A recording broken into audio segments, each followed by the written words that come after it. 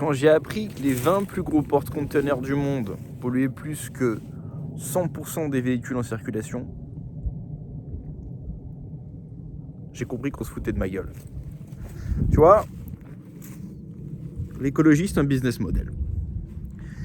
Je viens de discuter avec un pote, il m'a expliqué qu'en France, lorsque tu achètes une Audi RS4, les taxes peuvent s'élever jusqu'à 50 000 euros. Parce que ce n'est pas un véhicule écologique. Je sais pas ce que t'en penses. Personnellement, j'appelle ça du vol. Tu vois, quand l'État se met dans les poches des sommes pareilles, et là je te donne l'exemple d'un véhicule, mais tu te doutes bien que c'est le cas pour tout ce que tu achètes. Aujourd'hui, tout ce que tu achètes, il y a une taxe dessus, en fonction de ce que c'est écolo, un peu écolo, pas du tout écolo, en fonction du narratif aussi qu'on veut imposer. Tiens, maintenant on veut passer aux voitures électriques. On sait très bien que les batteries, la fabrication des voitures électriques pollue énormément, beaucoup plus que les voitures traditionnelles. Mais c'est à la mode, il faut donc une taxe. Mais tu te doutes aussi que il n'y a pas que les particuliers qui sont taxés. Je dirais même que, sans doute, le particulier, c'est ce qui rapporte le moins à l'État. Ce qui rapporte le plus, ça va être les entreprises.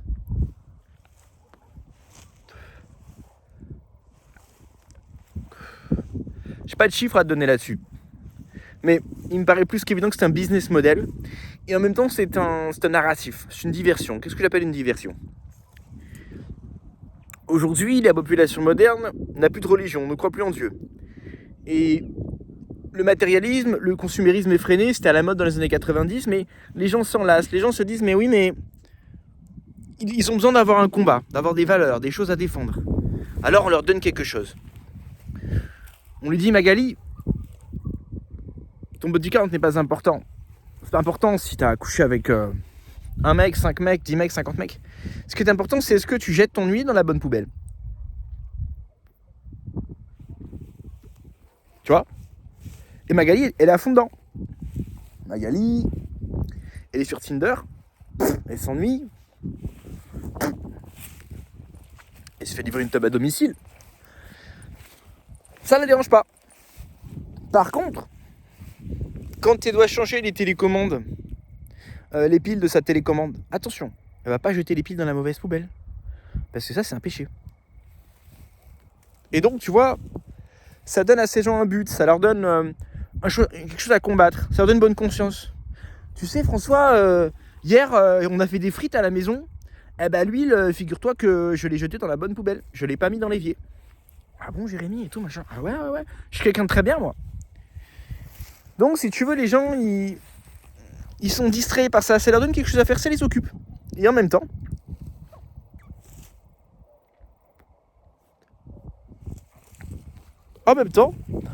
c'est un business model intelligent. Pourquoi ?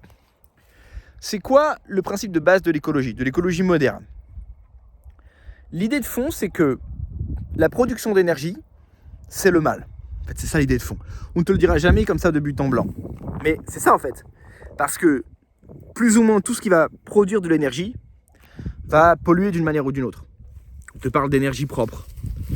On te parle d'énergie propre, on te parle d'énergie renouvelable. Ça, c'est du marketing. Tu as compris que c'était du branding.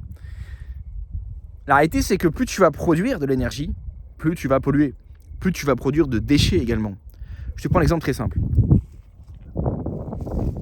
Imagine un paysan, il vit dans une toute petite maison, une petite cabane. Il fait pousser 3 carottes. Il n'a pas de chauffage, pas d'électricité. Et il chie dans le fond du jardin. Ce qui pollue. Quelle est son empreinte carbone ? 0. Maintenant, imagine un aristocrate. Il est voulu à l'international. Il fait affréter son jet privé parce qu'il a oublié une paire de chaussettes en Angleterre, mais il vient d'arriver à Genève. Il se dit mince, avec ces chaussures-là, il fallait les chaussettes rouge écarlate, pas les chaussettes rouge bordeaux. Et je les ai oubliées dans mon manoir à Londres. Il envoie son pilote aller chercher les chaussettes en jet privé. Je te lis pas ça pour rigoler. Tu as qu'à regarder sur internet, tu tapes Kylie Jenner jet privé. Et tu vas voir que cette jeune fille, affrètent régulièrement son jet privé pour les trajets de 5 minutes, de 10 minutes. Parce qu'ils ont tellement d'argent que c'est gratuit pour eux. Mais bon, c'est pas ce que je voulais dire. Ce que je veux dire, c'est que quelle est l'empreinte carbone de cette personne ? Évidemment qu'elle va être démesurément plus grande que celle du paysan dont je t'ai parlé il y a 2 minutes. Ça veut dire que plus tu vas être une nation ou un individu, parce que ce qui est vrai à l'échelle individuelle est vrai à l'échelle nationale, qui va être puissant, qui va avoir de la ressource, qui va inventer des machines, des techniques pour créer de l'énergie, plus tu vas polluer. Donc l'écologie, elle te dit quoi ? Fondamentalement, elle te dit quoi ? Elle te dit, c'est la décroissance. C'est le retour à l'âge de pierre. C'est ça l'écologie. C'est le fait de faire culpabiliser les gens d'avoir un mode de vie à l'européenne. Ces oligarques, ces gens qui te parlent d'écologie, on l'a dit, ils prennent un jet privé pour aller faire un trajet de 5 minutes. C'est parce qu'ils ne se voient pas comme toi, ils sont pas en train de se comparer à toi. Eux, ils évoluent à l'international, ils ont une vision d'ensemble. Toi, tu vis en Occident, tu vis en France, tu as l'impression que tu as vu les standards de vie de tes parents, de tes grands-parents, ça te donne une base. Tu dis, bon, la norme, c'est à peu près ça. Mais ces oligarques, eux, ils vont aller voir ce qui se passe en Inde, ce qui se passe au Bangladesh, ce qui se passe en Afrique. Ils vont dire, mais attends, mais le mode de vie de ces occidentaux-là, c'est pas un peu abusé ? Pourquoi ils peuvent pas vivre comme les Indiens ? Pourquoi ils peuvent pas vivre comme les Pakistanais ? Pourquoi ils sont obligés d'avoir des voitures, des maisons ? C'est pas normal tout ça. On va les travailler pour les habituer petit à petit, ça se fait de génération en génération, à retourner à un mode de vie tel que pouvait être celui des serfs du Moyen-Âge. J'ai rien contre le Moyen-Âge, soit dit en passant, mais il se trouve que le cerf au Moyen-Âge, il polluait pas. On va habituer donc ces occidentaux à retourner à ce mode de vie. Comment faire ? Avec justement cette propagande écologiste. Eux, par contre, ils ne se sentent pas concernés. C'est des gens qui ont des propriétés partout dans le monde, des maisons. Une seule de leurs propriétés consomme plus que le patrimoine immobilier de toi, tes parents et tes grands-parents réunis. Et probablement de tout ton quartier. Mais ça, c'est pas grave. Parce que eux, ils sont au-dessus. Toi, tu fais partie du bétail. Donc c'est toi qu'il faut emmerder avec ces histoires d'écologie. Comme ça, demain,